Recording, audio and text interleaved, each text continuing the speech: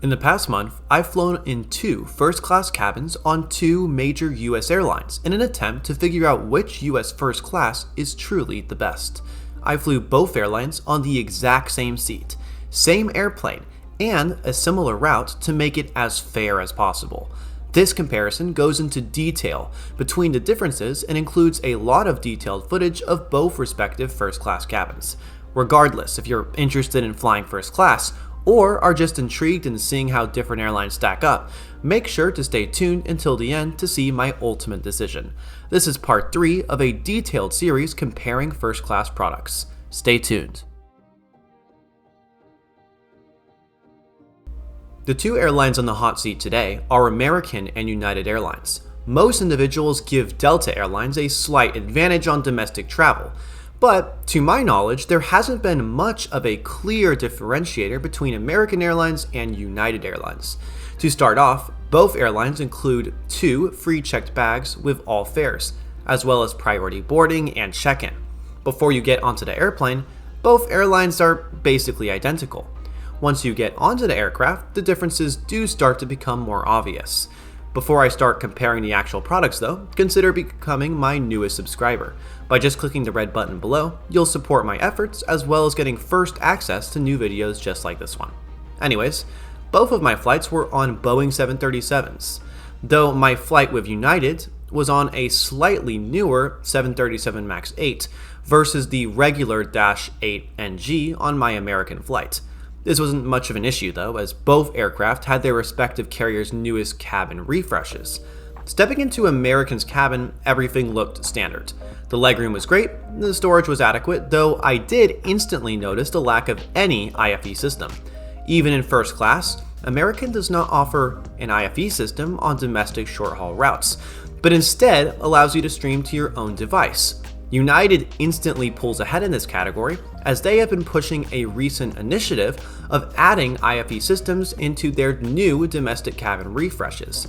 For this reason, United clearly has a better entertainment setup. When dissecting the storage situation, United doesn't really offer a lot in the first row of seating. I was sitting in 1A for both of my flights, and American had more space for me to set down my belongings. Thankfully, it was enough on United's, but American clearly has a slightly more efficient design.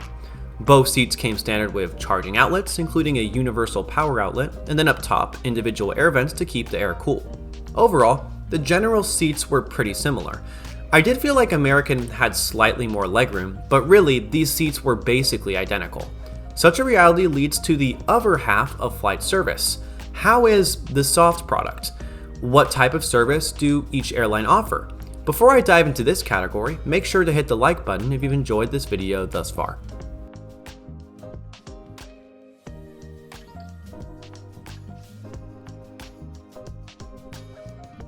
To keep this review fair, I made sure both flights were the same general length, with both flights clocking in at about an hour and 20 minutes. On flights this short, full meal services do not come standard, but my expectation was a premium made-to-order drink service as well as some type of snack upon request.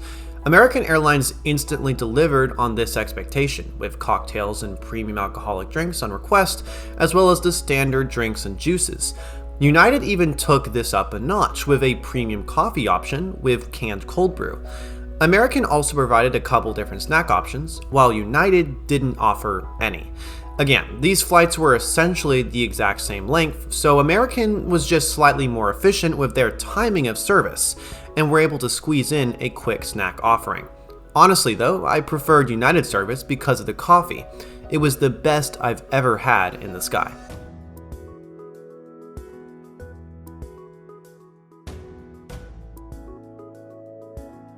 Really, this comparison comes down to 3 main categories: the experience before the flight, the hard product, that is the seat and amenities offered, and then the soft product, which includes the service and food and then drink options offered. As I mentioned before, both airlines are similar before you get on your flight. United certainly pulls ahead in the actual product because of their IFE system. While American's seat was slightly better, the lack of any IFE system really hurts the premium feel of the cabin. American is really betting on every passenger using their own devices to entertain themselves, which makes me curious. Do you even use an IFE system? If available, do you prefer streaming to your own device or using an included IFE system? Let me know down below in the comments, as I'm curious if American Airlines has data behind their new changes, or if it's just a cost-saving measure in disguise. Finally, both crews were fantastic. While both aircraft had fairly large first-class cabins, the dedicated first-class attendants rushed around with our orders, making sure that we felt comfortable. I would give the slight edge to American Airlines, given that they were also able to include a short snack service in their flight. Is this fair? Do you even think that first-class flights are worth it when they're this short? Let me know your opinion in the comments below. Finally, the cost for both first-class flights were essentially the same. Both were upgrades from standard economy fares and were in the ballpark of $100 US.